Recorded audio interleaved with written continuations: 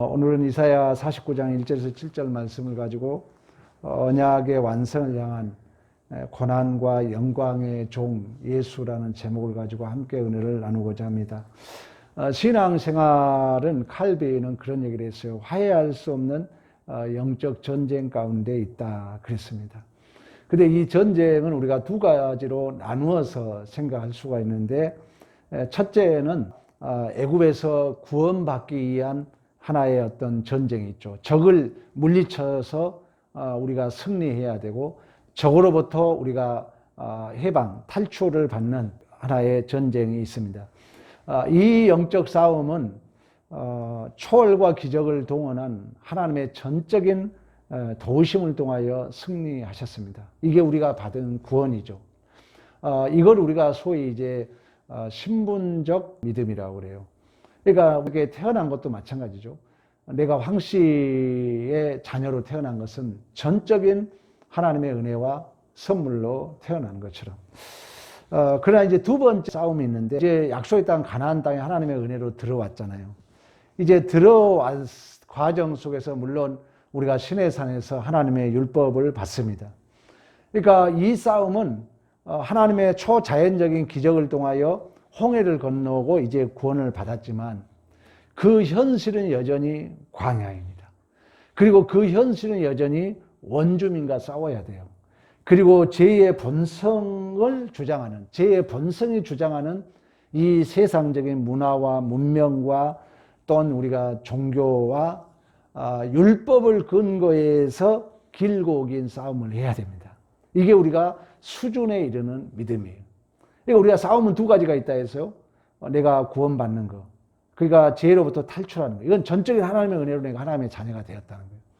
그러나 다시금 이제 약속의 땅, 가나안 땅 출애굽을 해놓고 보니까 광야이고, 또 그 원주민들이 있는 그곳에서 이제 출애굽하는 과정 속에서 율법을 주셨던 것처럼, 그 율법을 근거해서 이 에스람을 이기고 원주민을 이기고, 또한 이러한 죄의 본성이 주장하는 이 세상을 이기는 싸움을 해야 된다는 거예요. 이 싸움은 우리가 소위 수준이죠. 수준. 우리가 이제 수준에 이르는, 실력에 이르는 우리가 믿음이라고 그렇습니다.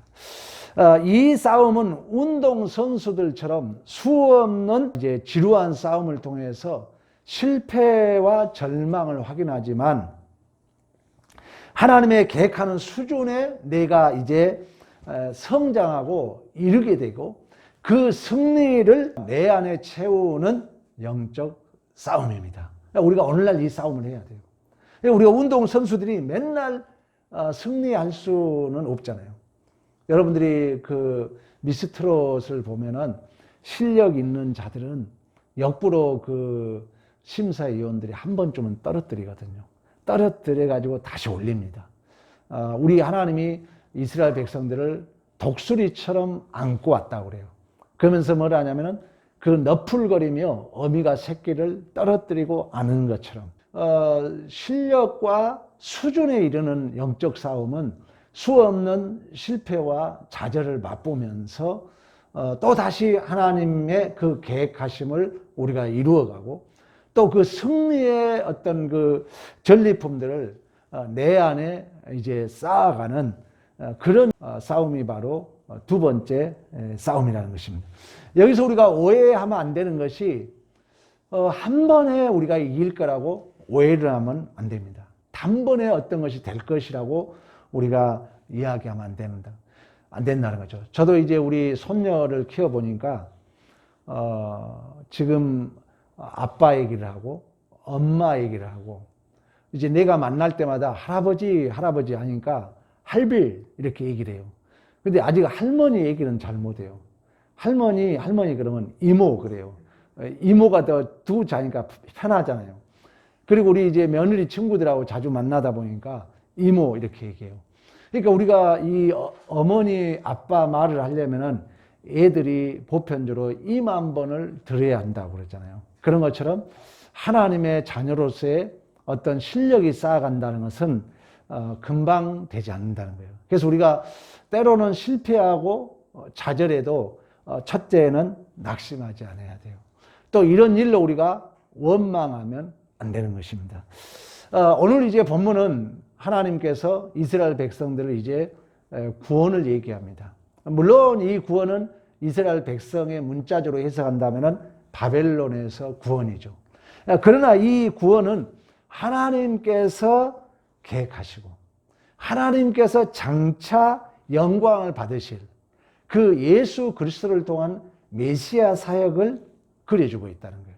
그러니까 고레스로 말미암아 이제 이스라엘 백성들이 바벨론에서 구원을 받는데 오늘 본문에는 나의 종이라 그래요. 자, 1절에 보면은 그런 얘기를 합니다.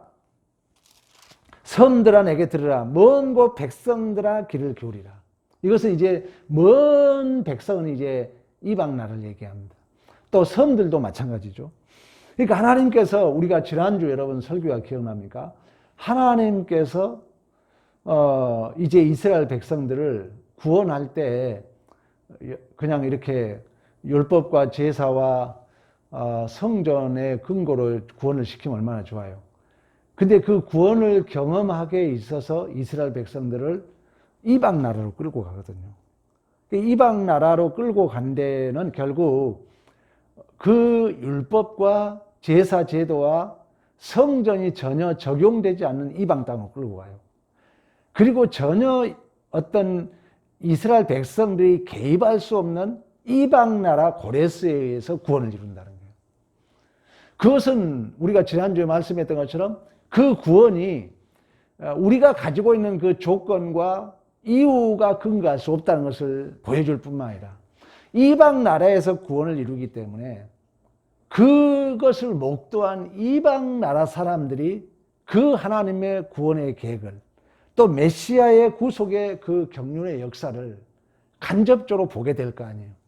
그런 의미에서 섬들아 들으라, 먼 곳 백성들아 귀를 기울이라. 여호와께서 태에서부터 나를 부르셨고 내 어머니 복중에서 내 이름을 기억하셨다. 이것은 우리가 고레스를 우리 하나님이 뭐 태중에서 부른 게 아니잖아요.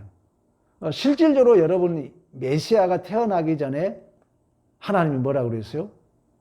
마리아에게 그러잖아요. 너가 잉태하리라. 그 이름을 뭐라 하리라? 예수라리라. 태어나기도 전에. 우리 누가복음 한번 찾아볼까요? 누가복음 1장 31절 뭐라 내가 잉태하여 아들 낳으리니 그 이름을 예수라라. 아직 예수가 태어나지 않았잖아요. 그가 큰 자가 되고 지극히 높으신 이의 아들이라. 일컬을 것이요 주 여호와께서 그 조상 다윗의 왕위를 그에게 주시리니 영원한 야곱의 집을 왕으로 다스릴 것이며 그 나라가 뭐하리라? 무궁하리라. 그러니까 하나님께서는 일찍 이렇게 이미 태어나기도 전에 또 그 어머니 복중에서 이름을 기억하고 2절 계속 그 얘기합니다. 내 입을 날카로운 칼같이 만드시고 나를 의의 손에 숨기고 나를 칼로 닦는 화살로 만들어 그 화살통에 감추시고 하나님께서 말씀을 주시고 하나님께서 그를 보호하신 줄로 믿습니다. 그 말씀은 우리가 히브리서에 보면 그런 얘기 하잖아요. 어떤 검보다 예리하다 그러는 하나님의 말씀은 연과 혼과 영과 관절과 골수를 찔러 쪼개기까지 하고 모든 마음과 생각의 뜻을 그 말씀이 판단한 줄로 믿습니다. 그러면서 3절에 그 얘기를 하죠. 내게 이르실 때 너는 나의 종이요 내 영광을 내 속에 나타낼 이스라엘이라. 그러니까 이 메시아 사역은 하나님의 영광을 나타낸다. 궁극적인 그 계획하심이. 그러니까 우리가 먹든지 마시든지 하나님을 영화롭게 한다고 말씀했던 것처럼 하나님께서 계획하시고 하나님께서 이루고자 한 그 구원의 계획에 가장 중요한 것은 하나님의 영광이 있다는 것입니다. 그래서 우리의 인간의 제일 될 목적이 하나님을 영화롭게 하고 그를 영원토록 즐거워하는 걸 말씀했던 것처럼 오늘 하나님도 분명히 이렇게 얘기를 합니다. 내게 이르시되 너는 나의 종이요 내 영광을 내 속에서 나타낼 진정한 이스라엘이다. 이스라엘은 물론 여러분 아시잖아요. 겨누어서 이기는 자. 야곱에게 제일 먼저 썼던 내용입니다만은 그래서 성경은 진정한 이제 이스라엘 예수를 추적해 가는 거죠. 우리는 이제 예수로 말미암아 예수가 씨가 되어서 우리가 이제 영적 이스라엘이 되었죠. 그래서 우리들도 이제 존재가 하나님의 영광을 드러내는 그러한 우리가 생명 공동체가 된 줄로 믿습니다. 그러면서 4절에 그 메시아 공적 사역이 잠시 조롱과 핍박이 있지만 결국 모든 판단과 보응은 하나님께 있다는 거예요. 우리 4절 봅니다. 다시 이제 본문으로 돌아와서 이사야 49장 4절 우리 다 같이 합독합니다. 시작. 그러나 나는 말하기를 내가 헛되이 수고하였으며 무익하게 공연히 내 힘을 다하였다 했도다. 참으로 나에 대한 판단이 여호와께 있고 나의 보응이 나의 하나님께 있도다. 헛되이 수고하였고 무고하게 공연히 내 힘을 다하였도다. 이런 어떤 우리가 비방과 조롱을 받아요. 우리 주님이 십자가상에서도 받잖아요. 너 왜 너를 구원하지 못하느냐. 십자가에서 내려봐라. 침을 뱉고 옷을 벗기고 온갖 조롱과 핍박을 당하죠. 그러나 오늘 여러분 하반절에 말씀하고 있는 것처럼 여호와께서 판단하신다는 거예요. 우리의 모든 판단을 여호와께서 하시고 나의 모든 보응을 여호와께서 하신 줄로 믿습니다. 그래서 사람을 바라보지 않아요. 그래서 궁극적으로 이제 예수님께서 그런 조롱과 핍박과 온갖 수치와 멸시를 당하면서 특히 너가 진정 메시아거든 한번 내려봐라. 이 십자가에서 내려봐라. 사탄은 우리를 유혹해요. 여러분 자리를 내려오길 원해요. 우리 오늘 또 예배를 못 지킨 것은 사탄의 유혹이 야 너 그 자리 지키지 말어. 예배 시간 지키지 말어. 사탄의 가장 큰 괴계예요. 이런저런 이유를 대가지고 그 자리에서 일탈하게 만드는 거예요. 죄라는 거 뭐예요? 하마르트야. 그 자리에서 벗어나는 것입니다. 사단의 괴계입니다. 그러나 우리 주님은 이 믿음이 있었기 때문에 온갖 고난과 핍박과 조롱과 그 비방 속에서도 아버지 내 뜻대로 마옵시고 아버지 뜻대로 하옵소서라는 이 믿음이 핍박과 조롱과 또한 자존심과 탐욕과 이기심과 세상을 이긴 줄로 믿습니다. 이게 메시아의 공적 사역이라는 거예요. 하나님의 종이 감당하는 사역이라는 것입니다. 그러면서 5절 7절에 결국 메시아 사역의 본질은 이스라엘을 비롯하여 온 열방이 이제 여호와께 돌아오게 하는 구원에 있는 것입니다. 그래서 우리 여러분 5절 우리 봅니다. 5절 이제 여호와께서 말씀하시니 그는 태에서부터 나를 그의 종으로 지으시니요 야곱을 그에게로 돌아오게 하시는 이시다. 이스라엘이 그에게로 모이는도다. 그러면 내가 여호와 보시기에 영원하게 되었으며 나의 하나님은 나의 힘이 되었도다. 6절에도 그 얘기를 하죠. 야곱의 지파들을 일으키시며 이스라엘 중에 보존할 자를 돌아오게 한다. 또 이방의 빛으로 삼아 나의 구원을 베풀어 땅끝까지 이르게 하리라. 할렐루야. 이제 이 메시아 사역은 결국 이제 하나님과의 관계 회복에 있습니다. 돌아오게 하는 것입니다. 물론 이 메시아 사역이 힘들고 어렵고 조금 전에 말씀했던 것처럼 온갖 멸시와 핍박을 당합니다. 7절에도 그 얘기하잖아요. 이스라엘 구속자 이스라엘의 거룩한 이시여 여호와께서 사람들에게 멸시당한 자 백성에게 미움을 받은 자. 제가 아까 두 번째 우리가 싸움은 실패와 좌절을 경험하는 운동선수와 같다고 말씀했던 것처럼 우리도 동일하게 이 메시아 사역의 공적 이제 사역을 성령을 통해서 우리가 같이 동일하게 감당해 가잖아요.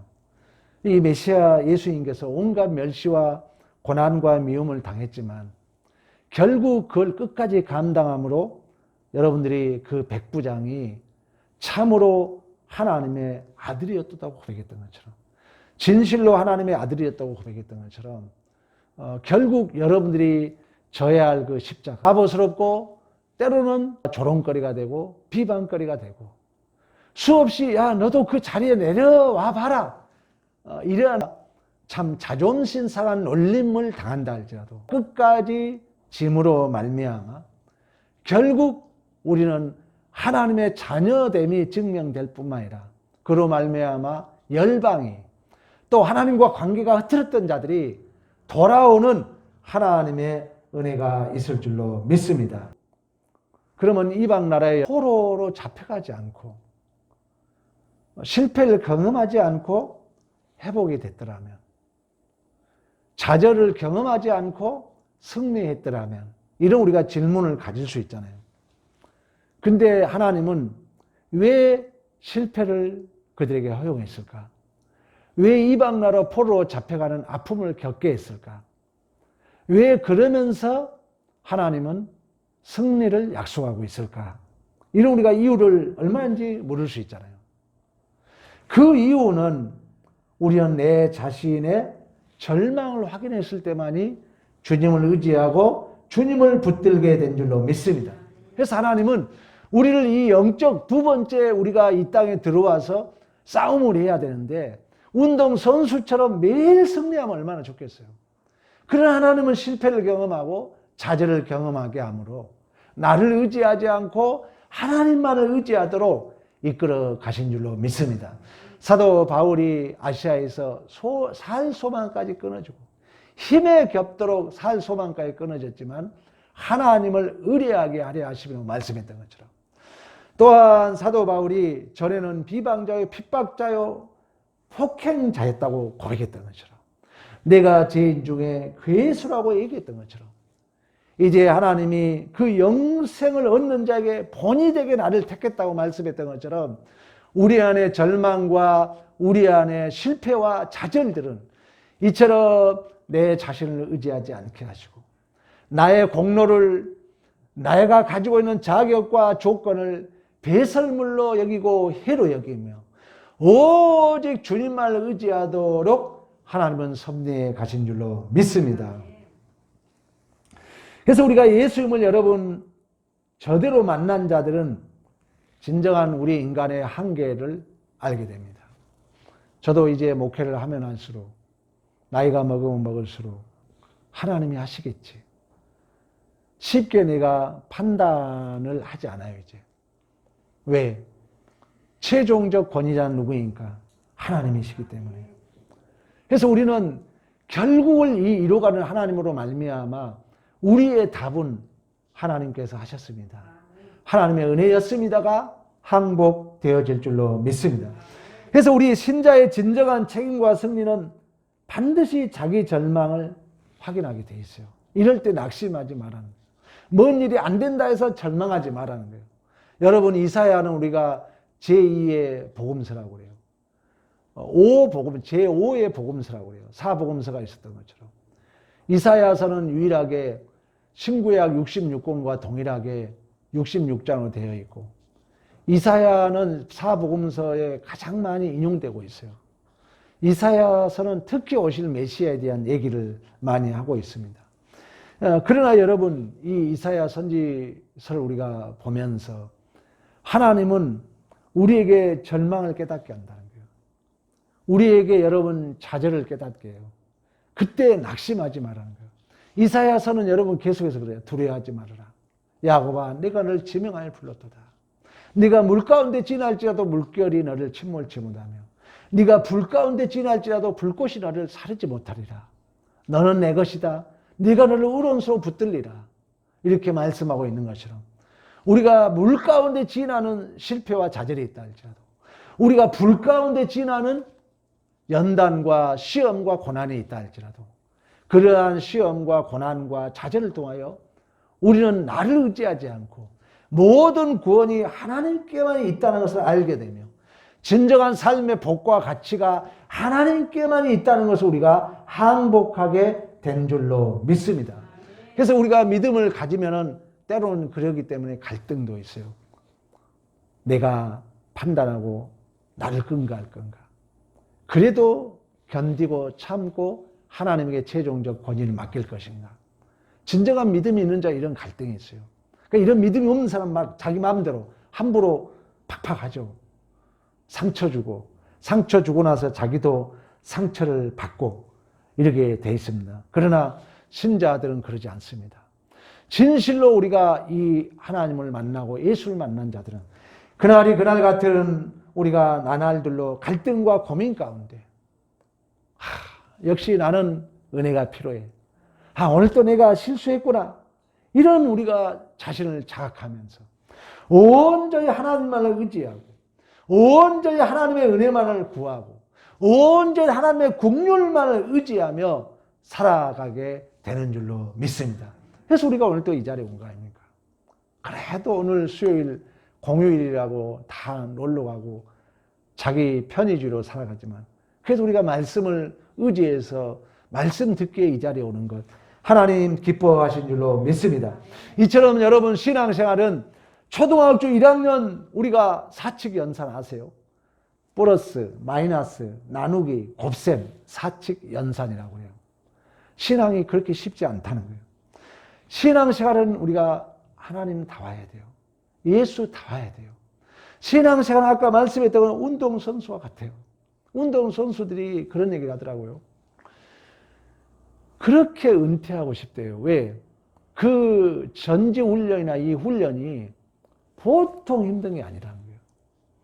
그리고 운동선수들이 물론 돈도 많이 벌지만 은퇴할 때 되면은 거의 몸이 거의 다 중병을 앓고 나온다는 거예요. 우리의 인생이 운동선수 같다는 거예요. 죽을 힘을 쌓여서 싸우는 거예요. 그 자리에 가기 위하여. 그래서 우리는 그 중에 맨날 승리만 있는 게 아니라 실패도 있고 좌절도 있다는 이 믿음을 가지고 여러분 자유를 누리기를 축원합니다. 이런 우리가 실패와 좌절이 있을 때 낙심하지 말라는 거예요. 이럴 때 여러분 믿음이 없으면 원망합니다. 믿음이 없으면 불평합니다. 믿음이 없으면 딴 사람에게 핑계를 자꾸 대려고 그래요. 안 돼요. 하나님이 기뻐하지 않습니다. 우리가 내 뜻대로 안 되고 실패하고 좌절된다 할지라도 반드시 하나님은 그러한 실패와 좌절과 내 뜻대로 되지 않는 일을 통해서 나를 의지하지 않고 하나님만을 의지하게 되고 하나님의 은혜를 구하게 하고 하나님의 긍휼을 구하게 하고 결국 그 구원이 전적으로 하나님께만 있다는 것을 항복시키시는 은혜의 손길인 줄로 믿습니다. 이 믿음으로 우리는 살아가야 돼요. 옛말에 여러분 노력은 쓰나 열매는 달다. 또 실패는 성공의 어머니다. 그러나 여러분 실패할 때 내 자존심 상한 거로 오해하면 안 돼요. 우리가 실패할 수 있어요. 이 실패할 때 여러분들이 넉넉한 마음을 가져야 돼요. 이 실패가 우리에게 성공의 어머니라는 거예요. 실패를 잘 감당한 자만이 큰 인물이 될 수 있어요. 이 실패를 우리가 안지 못하고 내가 그걸 잘 감당하지 못하면 영원한 실패자가 됩니다.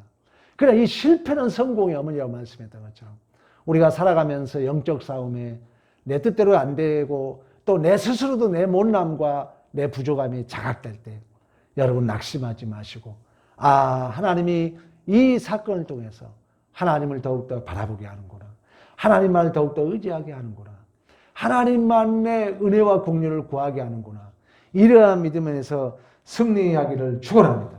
이런 이제 믿음이 없으면은 외식주의가 됩니다. 형식주의가 됩니다. 체념주의가 됩니다.